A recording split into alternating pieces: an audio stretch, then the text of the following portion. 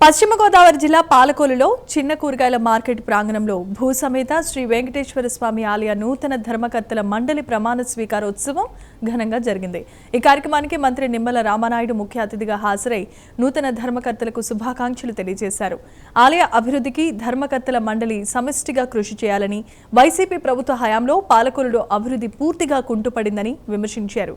కూటమి ప్రభుత్వం అధికారంలోకి వచ్చిన తర్వాత పట్టణ అభివృద్ధిపై ప్రత్యేక దృష్టి సారించిన అనేక అభివృద్ధి కార్యక్రమాలు చేపట్టామని తెలియజేశారు. నా నియోజకవర్గానికి మాత్రం ఎక్కడ కూడా లోటు లేకుండా ఇవాళ మంత్రిగా ఉన్నాం, రాష్ట్రం అంతా తిరుగుతున్నాం అనేటువంటి విషయం ఒక పక్కన ఉన్నా, మరొక పక్కన నా నియోజకవర్గానికి గతంలో కంటే కూడా ఎక్కువ సేవలు అందిస్తుంది. ఇప్పుడే జీవి గారు చెప్పారు, 2 సంవత్సరాలు మనం వచ్చింది. 2 సంవత్సరాల్లో మరి వేళ దగ్గర మరి 1100 కోట్ల రూపాయలు ఇవాళ నియోజకవర్గానికి అభివృద్ధి నిధులు తీసుకొచ్చామా అని అంటే ఈ పాలకొల్లు నియోజకవర్గ ప్రజల యొక్క మరి వాళ్ళని రుణం తీర్చుకోవాలనే ఉద్దేశం అనువనులో నాకు ఉంది. కాబట్టి ఈ రోజు 1100 కోట్లు 2 ఏళ్లలో ఎంతో శ్రమించి, ఎందుకంటే రాష్ట్ర ఆర్థిక పరిస్థితి చాలా క్లిష్టంగా ఉంది. వెంటిలేటర్ మీద ఉన్నటువంటి ఆర్థిక స్థితిని మనకు వారసత్వంగా ఇచ్చింది గత ప్రభుత్వం. మీ అందరికీ తెలుసు, వెంటిలేటర్ మీద అంటే సగం వరకు ఆస్తులు ఎదుర్కొన్నట్టే పేషెంట్ ని. అటువంటి స్థితి మన ఆర్థిక స్థితి. అటువంటి స్థితిలో కూడా ఈ రోజు 1100 కోట్లు ఈ నియోజకవర్గానికి తీసుకొచ్చాము అని అంటే దాని వెనక సెక్రటరియట్ లో మేము తిరిగేటువంటి అడుగడుగున అర్ధరాత్రి వరకు మేము పనిచేసేటువంటి విధానం పాలకొల్లుని అభివృద్ధిలోను ఆదర్శంలోను నెంబర్ 1 స్థానంలో నిలపాలి ఈ రాష్ట్రంలో అనేటువంటి విధంగా అహర్నిశలు శ్రమిస్తున్నటువంటి విషయాన్ని ఈ సందర్భంగా మీ ద్వారా అందరికీ కూడా గుర్తు చేసుకుంటూ, ఎంత పని చేస్తున్నా ఇంకా గొడ్డల పార్టీ వాళ్ళు మమ్మల్ని రోజు విమర్శిస్తూ ఉంటారు.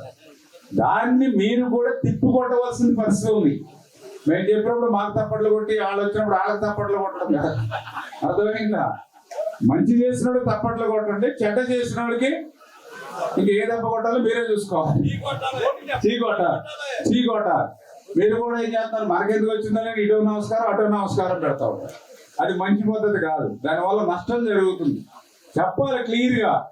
5 సంవత్సరాలు మీకు అధికారం ఇచ్చాం. పాలకొల్లులో మీ విధ్వంసం చూసాం, మీ ధ్వంసం చూసాం. బొడ్డాడు వెంకటరాజు గుప్తా కళాక్షేత్రం ఎందుకు మూతేశారు? నారా చంద్రబాబు నాయుడు ఉద్యానవనం, అబ్దుల్ కలాం హెల్త్ పార్క్ లో ₹1 ఎందుకు పెట్టాలా? ఇక్కడే మన కైలాసం అద్భుతంగా తయారు చేస్తే కనీసం మొక్కలు పెంచడానికి కనీసం నీళ్లు కూడా ఎందుకు పోయకుండా ఎందుకు నాశనం చేశారు? ప్రభుత్వ ఆసుపత్రికి ఆ రోజు 12,60,00,000 రూపాయలు రామానాయుడు గారు శాంక్షన్ చేసి టెండర్లు పిలిస్తే 5 సంవత్సరాలైనా ఎందుకు మీరు పూర్తి చేయలేకపోయారు? పేదల మధ్యంటి వారి కళ, మహిళల కళ అయినటువంటి ఎన్టీఆర్ టిట్కో ఇల్లు ఆ రోజు 80, 90, 70% పూర్తవుతే 5 సంవత్సరాలు ఒక తట్ట సిమెంట్ ఎందుకు పెట్టలేదు?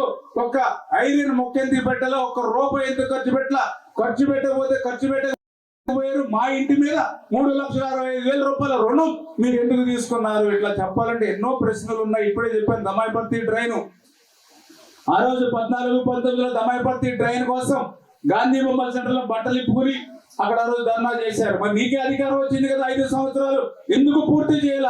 ఆ రోజు బట్టలు ఇప్పుకుని ధర్నా చేసిన వాడు ఎందుకు పూర్తి చేయలేకపోయావని ఎవరైనా ఒకళ్ళు అడిగారా? ఇలా ప్రతి విషయంలో డ్రింకింగ్ వాటర్, త్రాగునీరు ఉంది. ఈ రోజు హాస్పిటల్ పుష్కలంగా మనం డబ్బులు ఇస్తూ ఉన్నాం. ఎక్కడి నుంచి ఇస్తూ ఉన్నాం? పుష్కలంగా డబ్బులు ఎందుకు ఇస్తూ ఉన్నాం హాస్పిటల్స్ కంటే? మనకి డ్రింకింగ్ వాటర్, త్రాగునీరు మీదే మనకి ఎక్కువ జబ్బులు వస్తూ ఉన్నాయి. 100కి 70% మనం వచ్చేటువంటి జబ్బులకి కారణం వాటర్, కారణం సురక్షితమైన త్రాగునీరు కాకపోవడం. ఎందుకంటే ఈ రోజు గోదావరి నుంచి నీరు వస్తూ ఉంది. గోదావరి మెయిన్ కెనాల్స్, పెద్ద కాలం నుంచి చిన్న కాలం నుంచి బోధుల నుంచి చెరువుల్లోకి వస్తూ ఉంది. మీరు చూస్తే నేను ఇరిగేషన్ మంత్రిగా చూస్తూ ఉన్నా. కాలువల మీదకి వెళ్తూ ఉంటే ఎక్కడ ఏ పశువు చనిపోయినా కాలువలో పడేస్తూ ఉన్నారు, ఏ కుక్క చనిపోయినా కాలువలో పడేస్తూ ఉన్నారు. కొన్ని చోట్ల అయితే పౌల్ట్రీలు ఉంటే చనిపోయినటువంటి కోళ్ళన్నీ కూడా మూటలు కట్టి ఆ మూటలు కూడా కాలువలో పడేస్తూ ఉన్నారు. ఆ మూటలు తేలుతూ ఉంటే దాని మీద అన్ని ఏగలవు. డ్రైన్స్ అన్ని కూడా, టౌన్ లో ఉన్న డ్రైన్స్ అన్ని కూడా మరి ఆ యొక్క కాలువలోకి ఆ నీళ్ళే మన మంచినీళ్ళు చెరువుకు వస్తూ ఉన్నాయి. ఆ నీళ్ళని కొద్దిగా బ్లీచింగ్ పౌడర్ అంటే మీరు పొద్దునే వాసన చూసుకుని ఓకే బ్లీచింగ్ స్మెల్ వస్తే మంచిది కింద లెక్క. అవే తాగుతున్నాం, దాంతో అనారోగ్యం జరుగుతున్నాం. మనం మళ్ళీ ఆసుపత్రికి వెళ్తూ ఉన్నాం. అటువంటి నీటి నుంచి రక్షించాలనే ఉద్దేశంతో మనమే మే నెల వచ్చేటికి మనకి ఇబ్బంది వస్తుంది డ్రింకింగ్ వాటర్.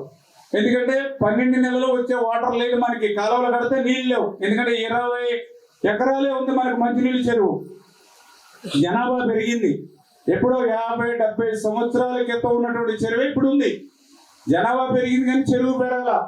అంటే కాలువలో నీళ్ళు లేకపోతే చెరువులో నీళ్ళు ఉండవు, మనకు నీళ్ళు రావు. మరి 2 ఇబ్బందులు ఉన్నాయిగా. ఆ రోజు నేను 2018లో నారాయణ గారు మున్సిపల్ మినిస్టర్ గారిని పట్టుకుని ఆ రోజు 200 కోట్ల రూపాయలు పెట్టాం. విజయేశ్వరం నుంచి డైరెక్ట్ గా పైప్ లైన్ ద్వారా మన పాలకొలకు నీళ్లు రావడానికి. ప్రభుత్వం మారింది. 5 సంవత్సరాలు వాళ్ళ అధికారంలో ఉన్నారుగా. మరి వాళ్ళు 5 సంవత్సరాలు అధికారంలో ఉంటే ఎందుకు ఆ పైప్ లైన్ వాళ్ళు గాలి వదిలేశారు? వాళ్ళకి గాలి వదిలేస్తే 5 సంవత్సరాలు మన అనారోగ్యానికి గురైనటువంటి పరిస్థితికి కారకులు గొడ్డల పార్టీ వాళ్ళు కాదా?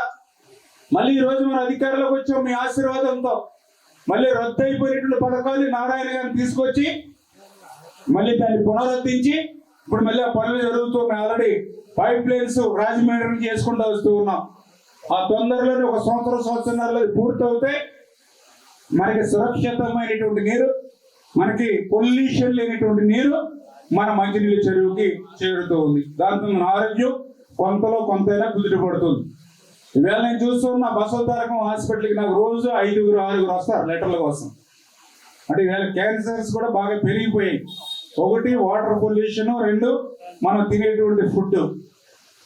మరి ఇటువంటి అలవాట్లు అంటే వీటన్నిటిని ఇంత క్షుణ్ణంగా గ్రౌండ్ లెవెల్గా ఇంత పని చేస్తూ ఉంటే మరి మీరు ఏదైతే ఈ యొక్క ఎన్నికలు వచ్చినప్పుడు మళ్ళీ సరే వాళ్ళకు ఒకటి వీళ్ళకు ఒకటి లేకపోతే వాళ్ళని తెచ్చారు వీళ్ళని తెచ్చారు ఈ లెక్కలనే వేసుకోకుండా పని చేసేటువంటి పార్టీకి పని చేసేటువంటి నాయకత్వానికి ఎప్పుడు కూడా వన్ సైడ్ గా ఏకగ్రీవంగా నిలబడి మద్దతు ఇవ్వాలని చెప్పి మీ అందరి ద్వారా కోరుకుంటూ ఉన్నా అని చెప్పి మీ ద్వారా తెలియజేసుకుంటూ ఉన్నా. మీరు కూడా వాళ్ళని నిలదీసి కూడా అడగాలి. ఎందుకంటే ఇప్పుడు నిన్న మొన్న చూస్తారు ఇక్కడ టెంట్ వేసుకుని తిరుగుతూ ఉన్నారు. ఎక్కడ మన గాంధీ బొమ్మల సెంటర్ దగ్గర ఏదో డిఎస్సి పోస్టుల కోసం టెంట్ వేశారు. ఇప్పుడు అసలు మన 16,000 పోస్టులు టీచర్ పోస్టులు ఇస్తే ఇప్పుడు 5 సంవత్సరాలు ఒక్క టీచర్ పోస్ట్ ఇవ్వాలా? 5 సంవత్సరాలు ఒక్క టీచర్ పోస్ట్ ఇవ్వాలా? ఆ రోజు పాదయాత్రలో మాత్రం చెప్పాడు ప్రతి సంవత్సరము డిఎస్సి అన్నాడు. 5 సంవత్సరాలకు ఒకసారి మెగా డిఎస్సి అన్నాడు. మరి ఒక్క టీచర్ పోస్ట్ భర్తీ చేయని వాడు 16,000 టీచర్ పోస్టులు ఇస్తే మరి దాన్ని రద్దు చేయమని చెప్పేసి మరి ఆయన దీక్ష చేస్తే ప్రశ్నించాలి. మీరు కూడా ఒకసారి తప్పేవాళ్ళు వెళ్ళి మేము ప్రశ్నిస్తే గొడవ అంటారు, మేము ప్రశ్నిస్తే కక్ష అంటారు. మీరు ప్రశ్నిస్తే తప్పేమీ లేదు. ఏమైనా ఎందుకు చేస్తున్నారా దీక్షలు? మా పిల్లలకు ఉద్యోగాలు వస్తే మీకు బాధ ఏంటి అని అడగవలసిన పరిస్థితి ఉంది ప్రతి విషయంలోనూ కూడా. ఇప్పుడు నేను కాక మళ్ళీ ఇప్పుడు మనం ఉంది మన ప్రభుత్వ ఆసుపత్రి. ఇప్పుడే చెప్పాను నేను, ప్రభుత్వ ఆసుపత్రి ఆ రోజు 12,60,00,000 రూపాయలు శాంక్షన్ చేశాం. 2019 ఫిబ్రవరిలో మనం జీవో ఇచ్చాం, టెండర్లు పిలిచాం, ఎన్సీసీ వచ్చింది. 18 నెలల్లో పూర్తి చేయమని అతనికి టెండర్ ఓకే చేసి అగ్రిమెంట్ ఇచ్చాం. మరి 18 నెలల్లో పూర్తి అవ్వాలి కదా, అంటే 2020 కల్లా పూర్తి అవ్వాలి కదా. పూర్తి అయిందా? 2024 5 సంవత్సరాలు కట్టినటువంటి కొద్ది బిల్డింగ్ కూడా లీకేజ్. 24లో మేము అధికారంలోకి వచ్చాక కలెక్టర్ గారు మేము ఆ బిల్డింగ్ వెళ్తే మరి 2 అడుగులు నీరుంది ఆపరేషన్ థియేటర్లో, అడుగున్నర నీరుంది కారిడార్ లో. మరి లీకేజ్ అయిపోతుంది, ఇంకా ఓపెన్ చేయలేదు, రిబ్బన్ కట్ చేయలేదు, లీకేజ్ అయిపోతుంది, సీపేజ్లు అయిపోతూ ఉన్నాయి. దాన్ని మళ్ళీ మేము కరెక్ట్ చేసి మళ్ళీ సీపేజ్లు లీకేజ్లు అరికట్టి మళ్ళీ స్లాబ్లు అన్ని పర్ఫెక్ట్ చేసి దాన్ని మళ్ళీ పేదవాళ్ళు వచ్చేటువంటి హాస్పిటల్ కార్పొరేట్ హాస్పిటల్ గా ఉండాలని దాన్ని వేళ మనం తీర్చిదిద్దుతూ ఉన్నాం. దాని వేళ మీరు కూడా చూస్తే అర్థమవుతుంది. దాన్ని తీర్చిదిద్దడమే కాదు, ఆ 12,60,00,000 రూపాయలు బిల్డింగ్ తీర్చిదిద్దడమే కాదు, 100 పడకల ఆసుపత్రిగా చేశాం. ఆ రోజు 30 పడకల ఆసుపత్రి, 30 పడకల ఆసుపత్రిని పాలకొల్లులో 50 పడకలు చేసింది నారా చంద్రబాబు నాయుడు గారు 98లో ముఖ్యమంత్రిగా ఉండగా. మళ్ళీ 98లో 50 పడకల ఆసుపత్రిని మళ్ళీ 100 పడకల ఆసుపత్రి చేసింది ముఖ్యమంత్రి నారా చంద్రబాబు నాయుడు గారు 2019 ఫిబ్రవరిలో. మరి ఆ రోజు ఈ రోజు మనం చేశాం. సరే, మనం 5 సంవత్సరాలు వాళ్ళ అధికారంలోకి వచ్చారు. మరి 5 సంవత్సరాలు ఏం చేశారో చెప్పాలంటే ప్రభుత్వ ఆసుపత్రి దగ్గర మనం ఇచ్చిన డబ్బులు కూడా దుర్వినియోగం చేశారు. మరి మళ్ళీ మనం 24లో వచ్చాం. మనం 24లో వచ్చాక ఏం చేస్తాం? మనం మళ్ళీ ఆ బిల్డింగ్ ని కార్పొరేట్ హాస్పిటల్ తీర్చిదిద్దుతూ ఉన్నాం. ఎల్యూడో ఫండ్స్ 1,50,00,000 ఏలూరు అర్బన్ డెవలప్మెంట్ నుంచి 1,50,00,000 తెచ్చి దాన్ని బ్యూటిఫికేషన్ చేస్తా ఉన్నాం, ఆరోగ్యంగా చేస్తా ఉన్నాం.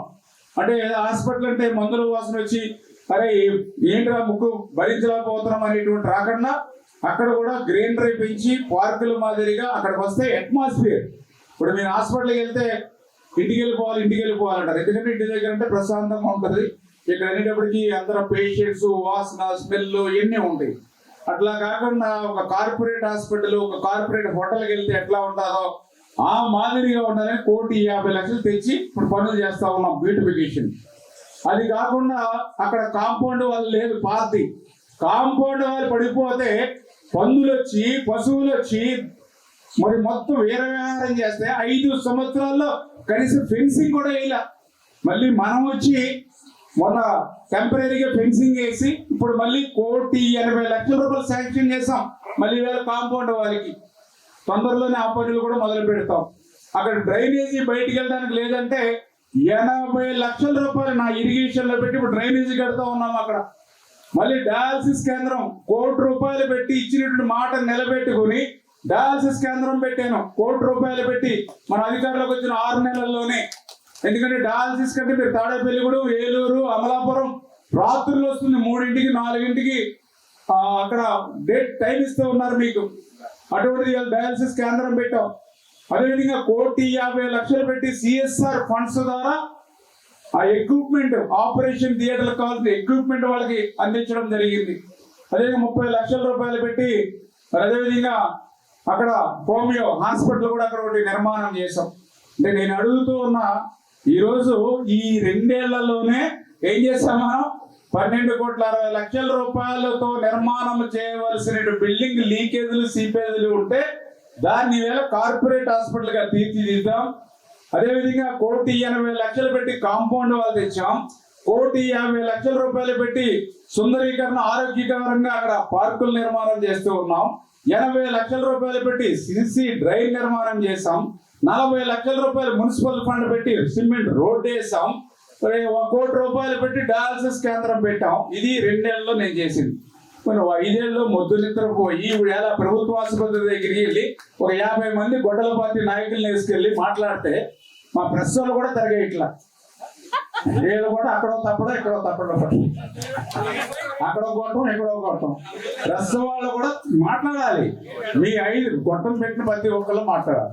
మీరు 5 సంవత్సరాల్లో చేసిన పని ఒక్కసారి చెప్పండి సార్ ప్లీజ్. మేము మీ ద్వారా అందరికీ వినాలనుకుంటున్నాము.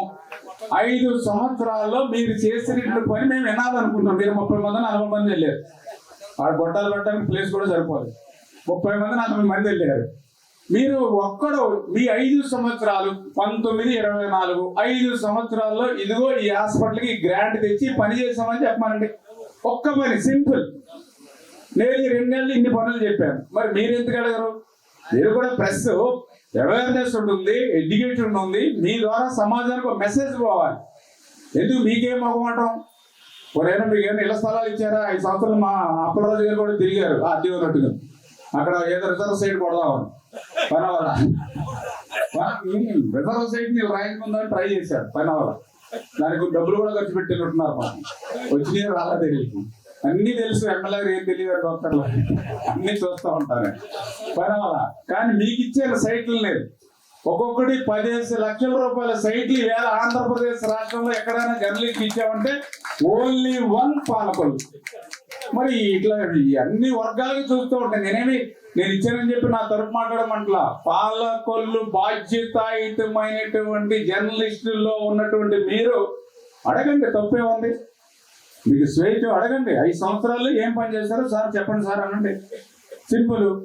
బిల్డింగ్ కట్టేవాడు అంటారు. ఆ బిల్డింగ్ డబ్బులు ఎక్కడ వచ్చినాయి? అక్కడే శిలాపాలకం ఉంది మంది. 12,40,00,000 100 పడగలు జీవో ఉంది. అది కూడా కట్టింది కూడా ఏం కట్టారు? నీళ్లు కారిపోయే రంగా కట్టారు. దాన్ని మళ్ళీ కరెక్ట్ చేశాను, అంతే కదా. మరి ఎందుకు వాళ్ళు 30 మంది 50 మంది ఇప్పుడు అక్కడ ఓకే, అక్కడ మనం ఆల్రెడీ ఫిల్లింగ్ చేస్తా ఉన్నాం. ఫిల్లింగ్ చేసే దగ్గర ఒక కాంట్రాక్టర్, అక్కడ డిఈ పర్యవేక్షణ లేదు. వాళ్ళు 70-80 లారీలు ఓకే, వాళ్ళు ప్రాసెసింగ్ చేయలేని ఇచ్చారు. దాన్ని నేనే చూస్తాం. నేనే కరెక్ట్ చేసాం. ఆర్డీఓని పెట్టాం, అక్కడ డిఈకి వాళ్ళ మీద ఏజెన్సీకి కంప్లైంట్ ఇచ్చాం. పనులు దగ్గరుండి చచ్చినట్టు వేసిందంతా వెనక్కి పెట్టిస్తా ఉన్నాం. వాడి చేత ఎక్స్ట్రా కూడా ఖర్చు పెట్టి మళ్ళీ బ్లాక్ సెల్ కూడా వాడి చేత రూపాయి ఖర్చు లేకుండా వేయించున్నాం మనం. ఇంత కరెక్ట్, తప్పు చేస్తే కరెక్ట్ కూడా చేస్తా ఉన్నాం. ఎందుకంటే అది అందంగా ఉండాలి, సుందరంగా ఉండాలి. ఇంకొకటి ఎవరితో గొడ్డల పార్టీ వాడితో చెప్పించుకునే అంత స్థితిలో మేము లేం.